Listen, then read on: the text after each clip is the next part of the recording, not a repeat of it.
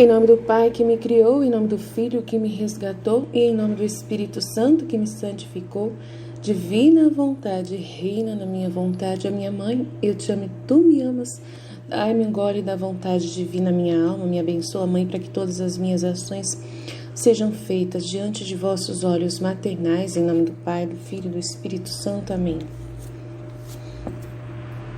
Coroa da Santidade, continuando a página 385, sobre o catecismo e a era da paz. O que é dogmático versus o que não é dogmático. Todo o argumento anterior que consideramos na última sessão está além do fato de que, mesmo se o catecismo quis dizer o que os críticos na era afirmam que significa, e certamente não faz, isso ainda não teria utilidade para a sua tese.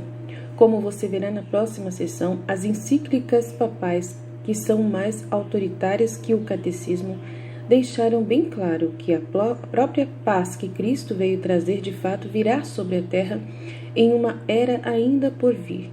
E sempre que surgem contradições, o que é mais pesado deve ser sempre o que diferimos. O catecismo é de fato um peso e documento oficial da Igreja, mas uma encíclica ainda mais pesada. Caso em questão, em qualquer domínio, a mutabilidade de uma coisa é sempre inversamente proporcional ao grau de sua autoridade. No direito civil americano, por exemplo, a coisa mais difícil de mudar, a Constituição, também é a mais pesada. As coisas mais fáceis de mudar, talvez as leis de estacionamento, que podem ser facilmente alteradas por um capricho, mesmo por um conselho da cidade local, são as menos pesadas e podem levar apenas uma pequena multa se violadas. E as coisas mais pesadas de tudo são as leis divinas e naturais, que nunca podem e nunca mudarão, e portanto são vinculativas sem exceção para todo ser humano. O catecismo já testemunhou dezenas de mudanças desde que foi promulgado pela primeira vez em 1992. As encíclicas, por outro lado, não mudam quando são promulgadas. O catecismo, de fato, tem muitas semelhanças com o direito canônico. Ambos foram promulgados por meio das constituições apostólicas, sem serem elas constituições apostólicas. Ambos lidam com uma infinidade de diferentes assuntos, alguns dogmáticos e outros não. Ambos mudaram, portanto, a mera presença de uma determinada afirmação em qualquer uma delas é insuficiente para resolver absolutamente uma questão teológica. Antes é preciso examinar o contexto e as referências de sua presença para ver se está reiterando uma questão dogmática. Por exemplo, pode-se argumentar licitadamente que deveríamos ter um jejum de 3 horas de comunhão em vez de um jejum de 1 hora de comunhão. Um crítico desse argumento pôde responder, mas o direito canônico diz apenas 1 hora. Tal crítico estaria perdendo o objetivo. O simples fato de que algo é uma lei canônica não implica necessariamente sendo uma dogmática declaração como de fé de verdade. Nem o direito canônico pode estabelecer debates sobre o que deveria ser o direito canônico. Por outro lado, se alguém argumentava por mulheres sacerdotes, ele seria estar assim contradizendo dogma, mas não porque o direito canônico diz que apenas homens podem ser padres. Obviamente, o direito canônico diz isso, mas a natureza dogmática dessa restrição pode ser colhida, entre outras fontes, diretamente do próprio Papa São João Paulo II, em um documento magisterial que ele promulgou em 1994, Ordinatio Sacerdotalis.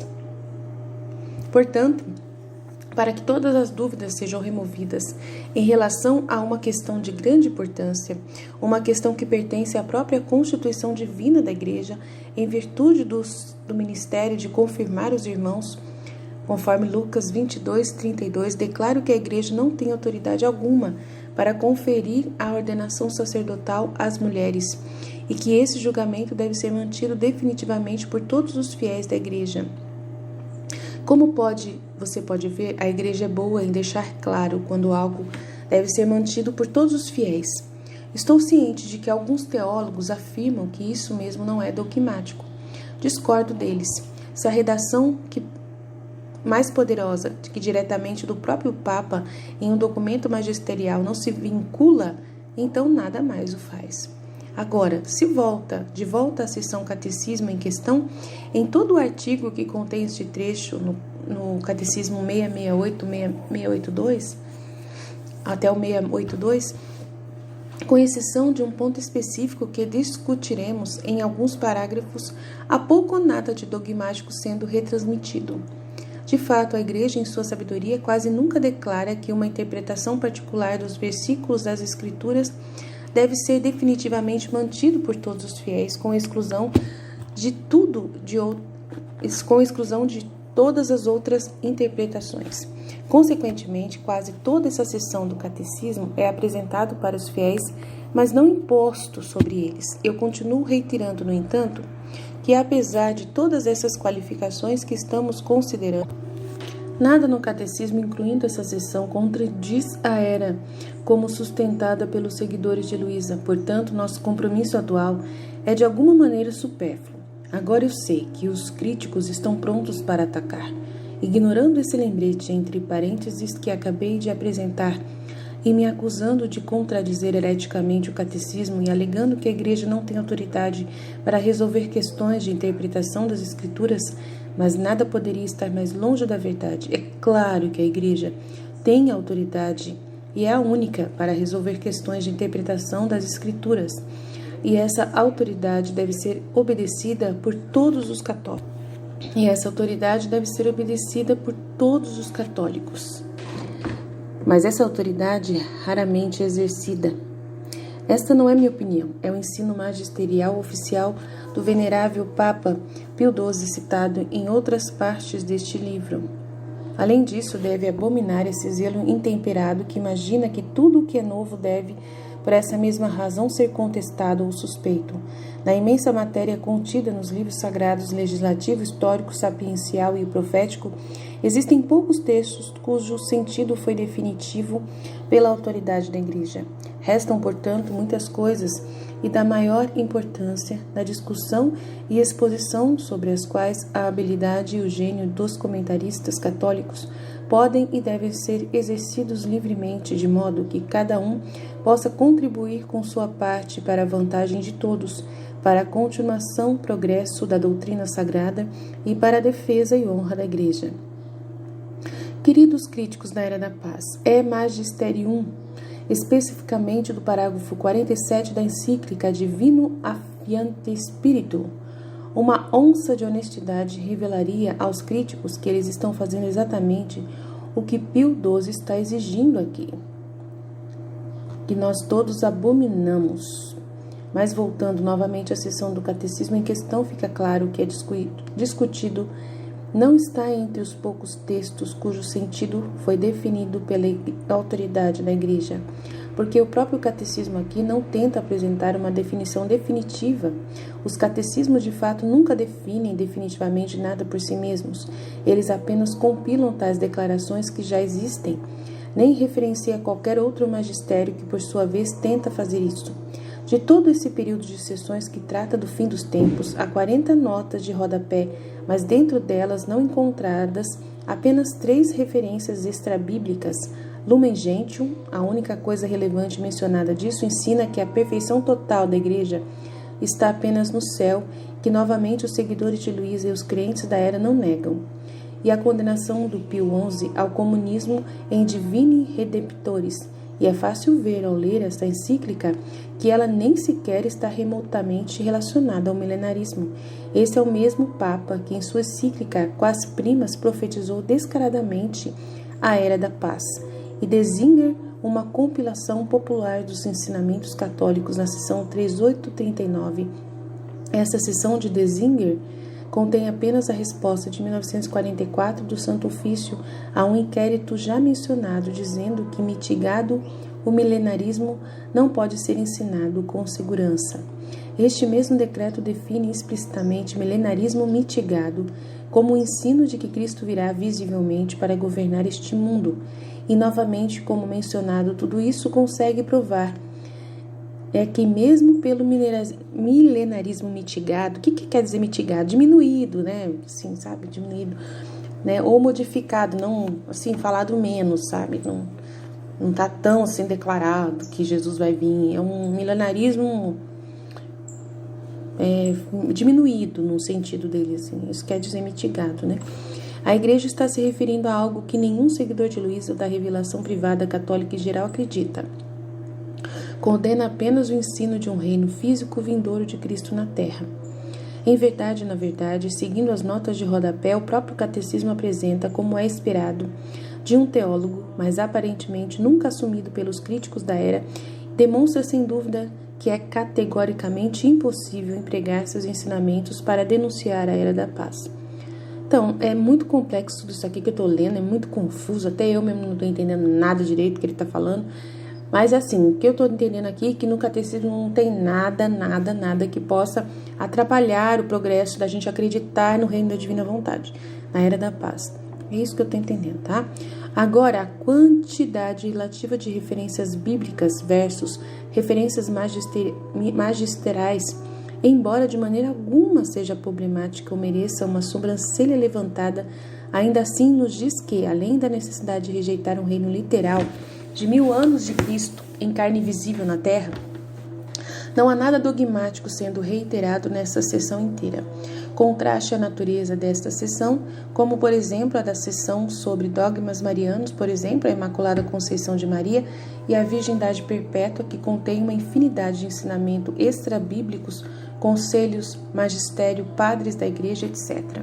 Sinto que devo tranquilizar os leitores agora. Você não encontrará um defensor e promotor mais zeloso do catecismo e de sua autoridade do que eu, Daniel O'Connor, né? A última coisa que eu gostaria de ver é que essa autoridade é de alguma forma desrespeitada.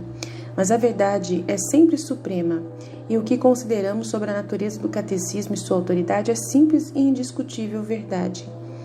E para concluir, ofereço meu lembrete usual da página anterior.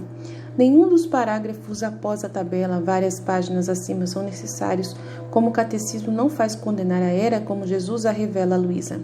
Só forneço esses parágrafos com a chance de que haja leitores que não consigam encolher o medo de que potencial interpretações de alguns desses ensinamentos do catecismo podem não estar totalmente de acordo com o que Jesus revela a Luísa sobre a era. Eu acho assim, só pelo fato do livro da Luísa ter sido aprovado para a igreja, já demonstra que não tem nada contra o catecismo da igreja católica e o magistério da igreja, né?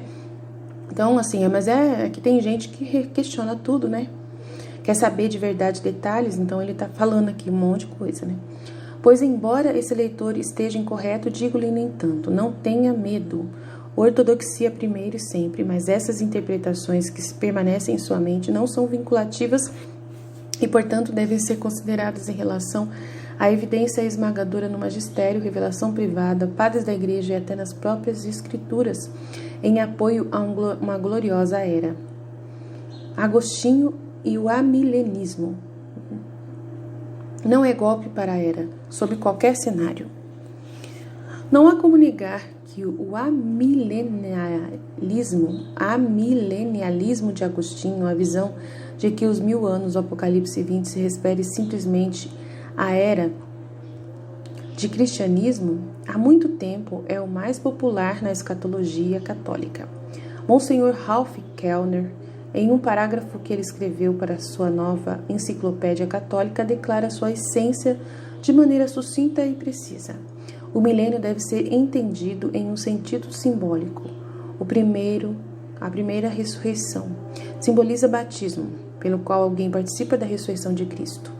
Conforme Romanos 6:1-10, todos os fiéis, tanto na terra como no céu, participam do reino dos 1000 anos de Jesus, um símbolo para toda a vida da igreja, considerada em seu aspecto glorioso desde a ressurreição de Cristo até o juízo final, assim como 3 anos e meio simbolizam a vida da igreja em luta e perseguição, conforme Apocalipse 11:3, 12 e 14. O encadeamento,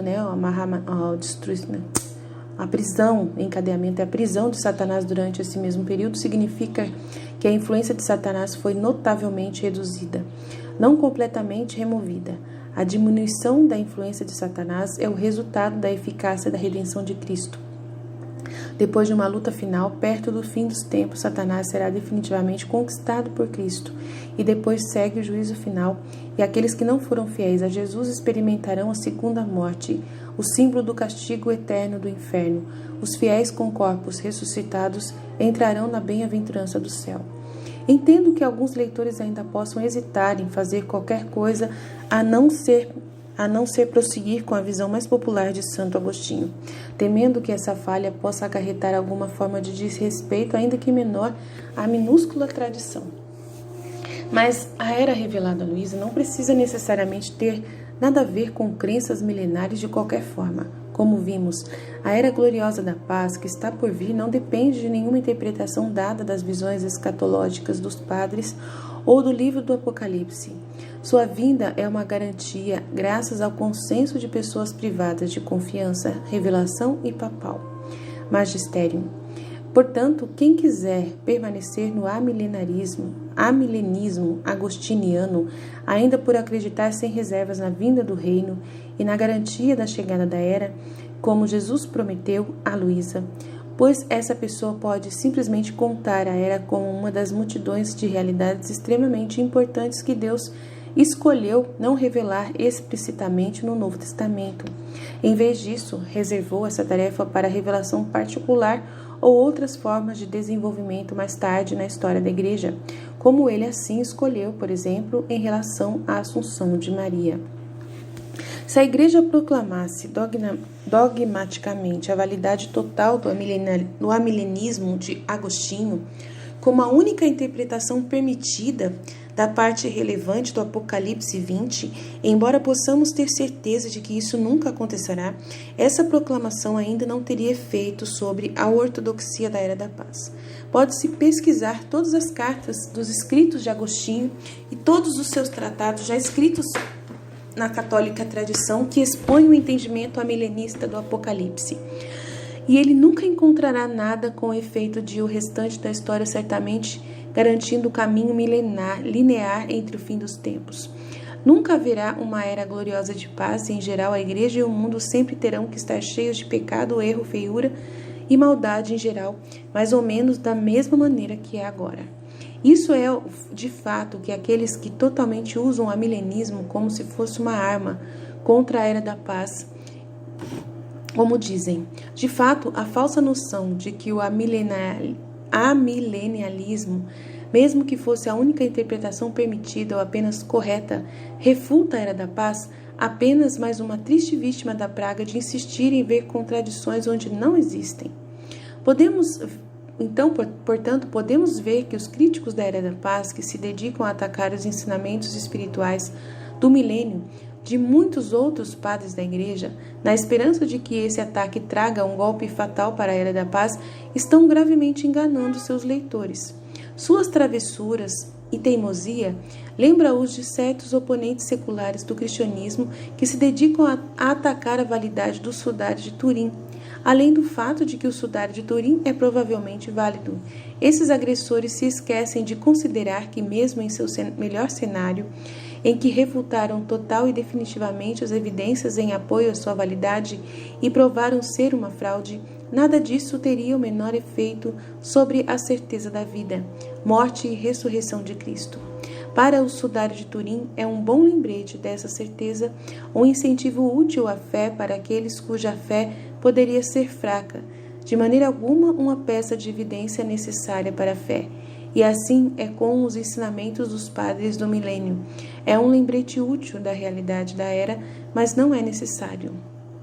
Tão importante quanto isso, no entanto, devemos entender que passar de segurar apenas o amilenialismo, acho que nome difícil de falar, amilenialismo de Agostinho, não implica nenhum desrespeito ao status que gozava até então.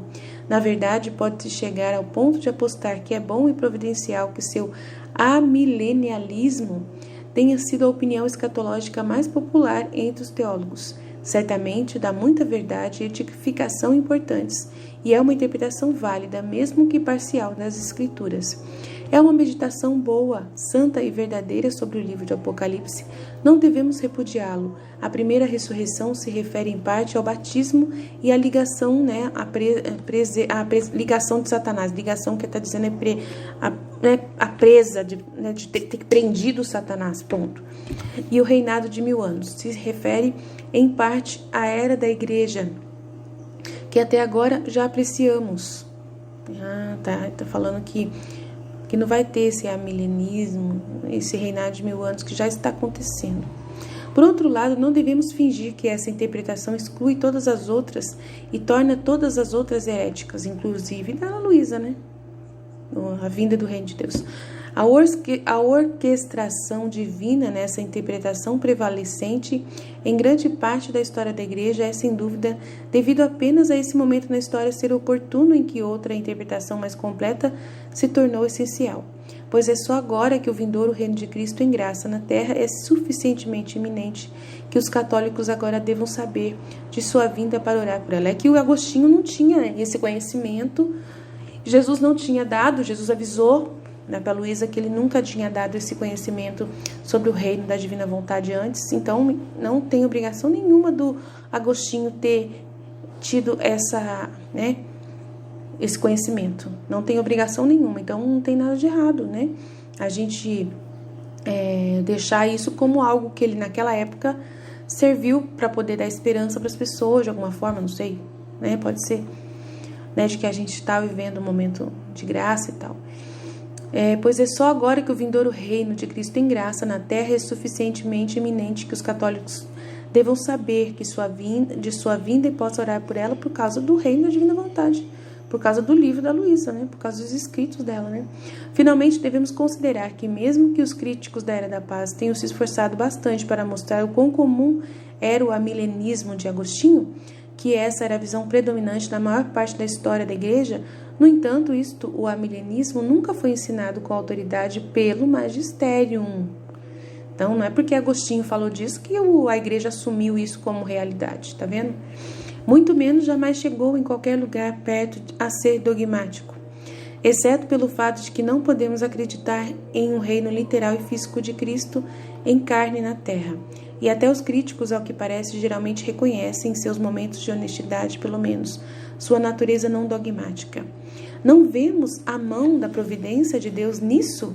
A interpretação de Agostinho foi boa e continua sendo boa, mas chegou a hora de, sem abandonar a sabedoria contida nela, deixar de sustentar sua opinião sozinho e, em vez disso, nos abrirmos a aprender e compreender o significado mais completo das passagens das Escrituras de acordo com o modo como o céu hoje está nos implorando. Por isso, proponho seguir apenas o estrito amilenismo, mas não como se segue uma heresia anteriormente mantida. Antes, como qualquer peregrino passa de um estágio de vida espiritual para o outro, sem diminuir a importância do estágio anterior. Não devemos esquecer, foi bom que, para a maior parte da história da igreja, o amilenialismo de Agostinho era uma visão mais comum, pois naqueles tempos teria sido preventivo para toda igreja ansiar sinceramente pela era. De fato, seu fracasso em chegar tão rapidamente quanto eles esperavam, sem dúvida azedaria, e seria mais um obstáculo do que uma ajuda para acelerar. Verdade. Deus sempre tem boas razões para permitir que uma imagem incompleta de alguma verdade reine por algum tempo na mente, mesmo daqueles que o amam. É tipo assim, que foi bom, né, não ficar pensando na vinda do reino por um tempo, né? Para poder as pessoas se concentrar nos escritos da palavra de Deus, na tradição católica, se concentrar em viver o tempo presente, né? Porque se ficassem pensando só vai vir o reino, vai vir o reino, vai vir o reino, vai vir o reino, e não vem, né? Isso dá um problema, né?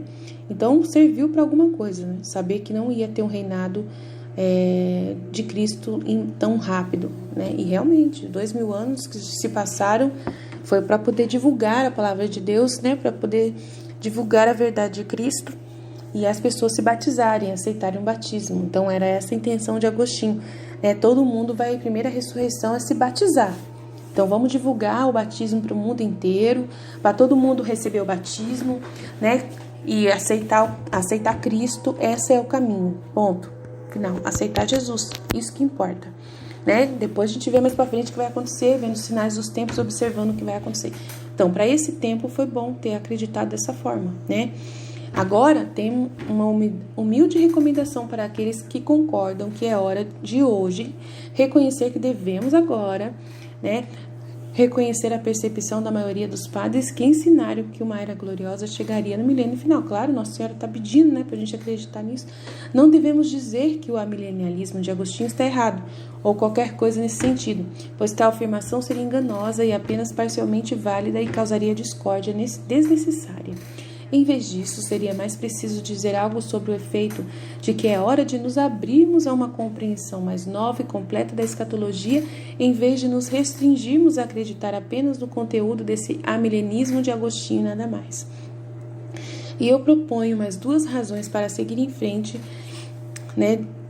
E vamos lá. Primeiro, Agostinho não teve nenhum problema com outras pessoas que discordavam de sua opinião, que ele teve muito cuidado em rotular como sua mera opinião, desde que aqueles que discordassem não chegassem ao ponto de acreditar em um milênio carnal, né? E só isso que ele falava, não, isso não existe, Jesus não vai voltar pessoalmente antes do fim dos tempos. Então, o próprio Agostinho reconheceu com força que não podemos descobrir a verdade sobre essas especulações escatológicas apenas com nossa própria razão, ou seja, investigação das escrituras, tratando todo o assunto como um quebra-cabeça gigante, como fazem alguns críticos da era, e argumentos, seguindo as opiniões de Agostinho sobre a linha do tempo da história, foram contraditas dos últimos 500 anos de história. Considero esses 2 motivos nas 2 sessões seguintes. O próprio Agostinho declarou a época ortodoxa. Um importante ensinamento de Agostinho, dado como uma advertência para todas as suas próprias especulações escatológicas e todos os seus próprios argumentos contra os ensinamentos milenares de outros em seus dias, é o seguinte: como se fosse adequado que os santos desfrutassem assim de uma espécie de descanso sabático durante esse período de 1000 anos, um lazer sagrado após os trabalhos de 6.000 anos desde que o homem foi criado. Deve haver 6.000 anos a partir de 6 dias, uma espécie de sábado do 7º dia, nos 1000 anos seguintes, e essa opinião não seria questionável se acreditasse que as alegrias dos santos naquele sábado serão espirituais e consequentes à presença de Deus. Como devemos ver, a única preocupação de Agostinho com os milenaristas de sua época eram as visões carnais e literalistas da época que alguns deles mantinham, graças ao herege gnóstico Cerinthus. É claro que é importante usar as palavras de Agostinho para argumentar contra um reino de paz se ele próprio admitiu explicitamente que não há nada censurável com essa visão. Além disso, o que se segue é o parágrafo final, sistematicamente ignorado, o famoso tratamento de escatologia de Agostinho, encontrado no livro 20 da Cidade de Deus, em que ele diz: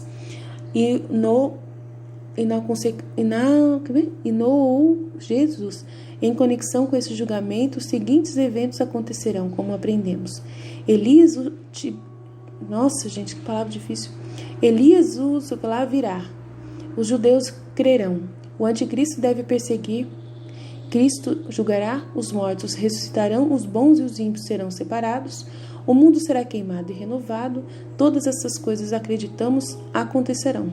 Mas como ou em que ordem, a compreensão humana não nos pode ensinar perfeitamente, mas apenas a experiência dos próprios eventos. Minha opinião, porém, é que eles acontecerão na ordem em que os relacionei, ou seja, o seu famoso amilenismo.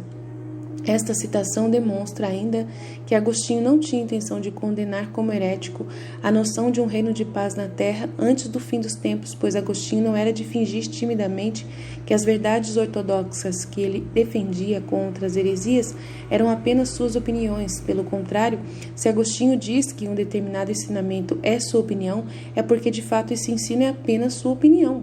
Essas 2 citações ignoradas por quem usa Agostinho para condenar a Era da Paz, juntas deixam claro que esse esforço é inútil. Em seguida, voltamos à razão de ir além do estrito amilenismo. Então, a gente vai parar por aqui e vamos continuar depois sobre o completo significado dos 1000 anos e tal. Tem uns nomes estranhos aqui, mas vamos depois continuar. Deus abençoe. Jesus, eu confio em vós, filho.